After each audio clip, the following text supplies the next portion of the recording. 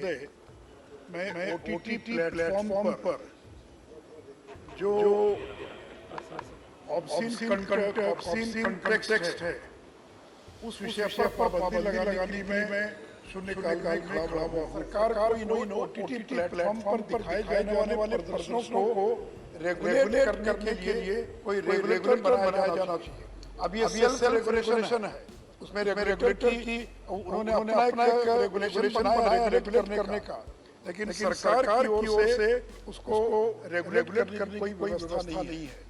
नमस्कार, आप देख रहे हैं न्यूज फॉर नेशन और मैं स्वाति पांडे आपके साथ। वैसे तो सोशल मीडिया पर आए दिन ओटीटी प्लेटफॉर्म्स पर रेगुलेटरी एक्ट या ओटीटी प्लेटफॉर्म्स को कंट्रोल करने के लिए कोई एक्ट लाने की मांग उठती रही है।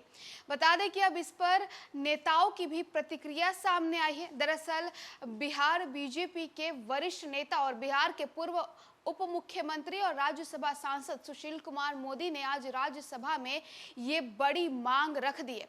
बता दें कि सदन की कार्यवाही चल रही है, मॉनसून सत्र चल रहा है। ऐसे में राज्यसभा में सुशील मोदी ने आज एक बड़ी मांग रख दी। उन्होंने कह दिया कि टीवी के लिए, फिल्मों के लिए, सब चीज़ों के लिए तो सेंसरशिप एक्ट है, रेगुलेटरी एक्ट है, लेकिन ओटीटी प्लेटफॉर्म्स के लिए कोई एक्ट क्यों नहीं है। ओटीटी प्लेटफॉर्म्स पर जिस तरह के कंटेंट दिखाए जाते हैं, इससे आज की हमारी जो युवा है वो प्रभावित होती है। इतना ही नहीं, खासकर ओटीटी प्लेटफॉर्म से अगर कोई जुड़ा है तो वो देश का युवा वर्ग जुड़ा है।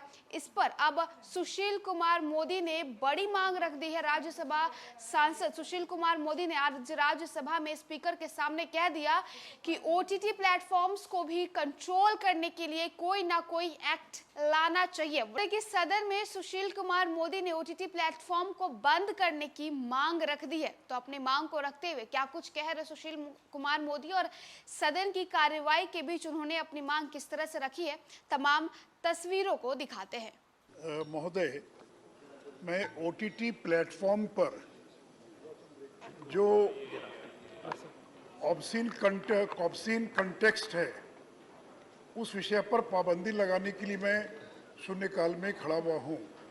महोदय, ओटीटी यानी ओवर द टॉप ये जो प्लेटफॉर्म है, जैसे Netflix, Amazon, Disney, Viacom 18, Apple TV, Reliance broadcast, Hotstar, prime video, ऐसे 40 से ज़्यादा ओटीटी प्लेटफॉर्म हैं और इन अधिकांश प्लेटफॉर्म पर जो प्रदर्शन किया जाता है सीरियल्स का, उसमें हिंसा, वल्गैरिटी, ऑब्सीन, गाली गलौज की भाषा, किलिंग को ग्लोरीफाई करना, ड्रग्स को ग्लोरीफाई करना और इतनी अभद्रता और अश्लीलता है कि परिवार के साथ बैठकर देखना कठिन है।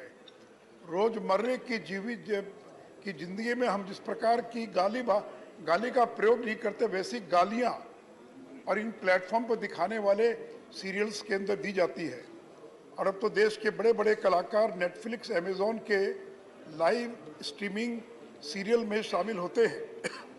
सती महोदय, ये जो ओटीटी प्लेटफॉर्म है, इनका बाजार तेजी से बढ़ रहा है और 2027 तक $7 बिलियन होने की संभावना है।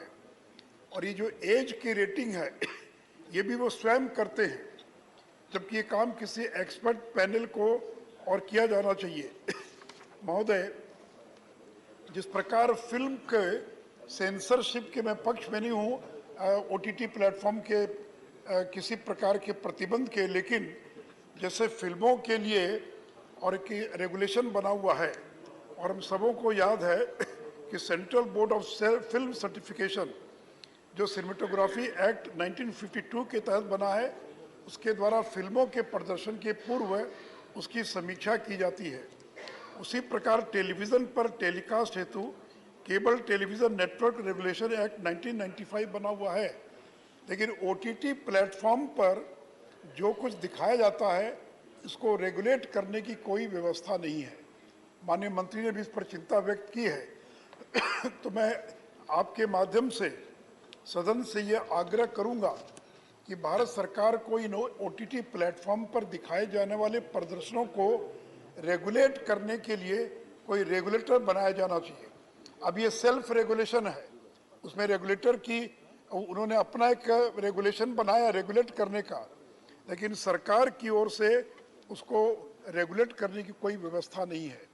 और ये केवल हिंसा और बाकी नहीं, ये सॉफ्ट पॉर्न जो है, ये मनोरंजन के नाम पर सॉफ्ट पॉर्न दिखाते हैं और इसका परिणाम है कि बच्चों से लेकर हर उम्र के लोग और घरों में जिस प्रकार से इसका प्रदर्शन किया जा रहा है,